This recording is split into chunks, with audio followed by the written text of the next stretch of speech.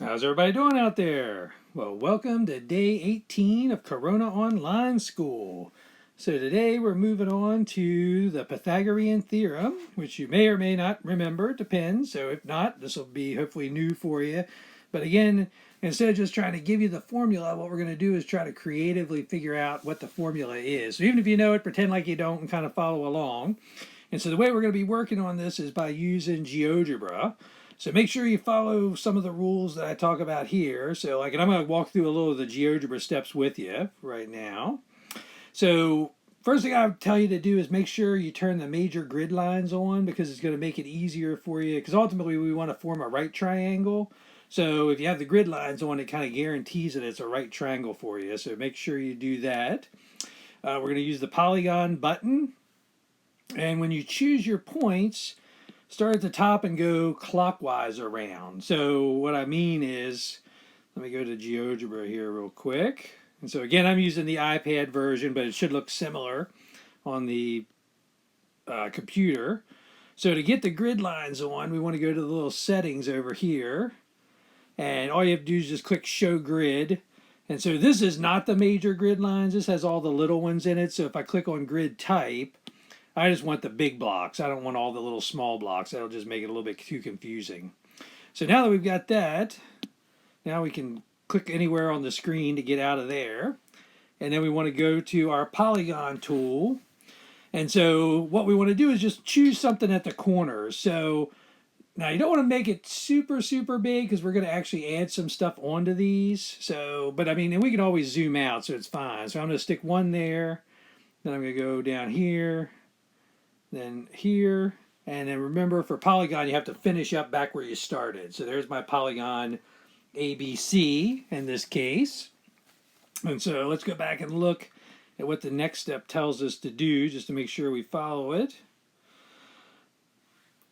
So now what we're going to do is use the distance or length button. So we've done that before, so I'll let you guys do that on your own. But this is where it gets a little bit new. So the next thing we want to do is we want to construct 3 squares, 1 square for each side of the triangle, and we'll see why in a little bit. But you want to be careful how you construct these squares, because if you push the buttons the wrong way, you'll get the square kind of going in the wrong direction. So let me show you what I mean. So what I want to do is I want to draw a square that's the length of segment AB. So what I want to do is I want to pick regular polygon in this case, because I want to make sure I get the right length. So get down to regular polygon. And this is the one where we click the points. So I click point A, I click point B, and then it asks me how many vertices I want. And so in this case, since I want it to be a square, I want it to be 4. So I click OK. And so that worked out perfect. So my square is above the triangle, which is what I was looking for. So let me try the same thing for BC. What happens if I hit CB and then say 4? Oh, that's not good. So notice my square is inside the other square inside the triangle. So if you accidentally do that, just hit the back button. And so what we need to do is we need to make sure we do these, choose these points clockwise direction. So notice when I did AB, that was clockwise and I got the square the way I wanted.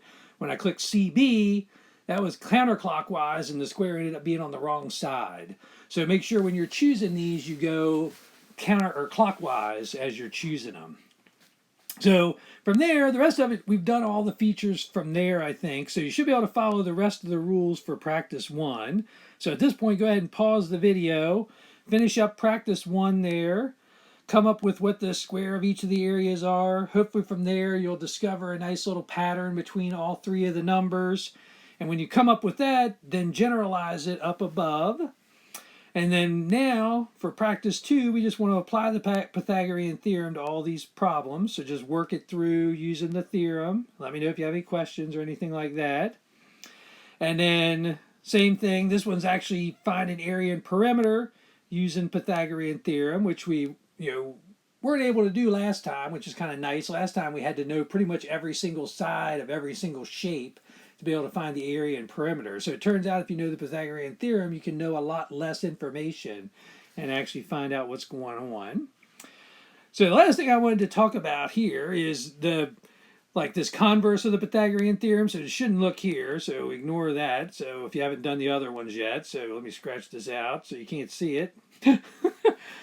But the idea is like the converse of the like it kind of allows you to work backwards. So if you can prove three sides of a triangle, follow this equation, this mystery equation, which I'm not telling you what it is, and I scratched it out so you can't see it, then basically that tells us that this gives us a right triangle, and the opposite angle of length side C is a right angle. So the idea is if you know something's a right angle, you can apply the formula to the Pythagorean theorem, or if you can apply the formula and get the formula to work out, then that tells us that our original triangle was a right triangle. So that's kind of cool. So again, practice 4 is just sort of using the converse of the Pythagorean theorem. And then that's it for the day. So not a lot going on today. So hopefully if you have any questions or anything like that, just let me know. Otherwise, I'll see you guys on the team site tomorrow. So good luck.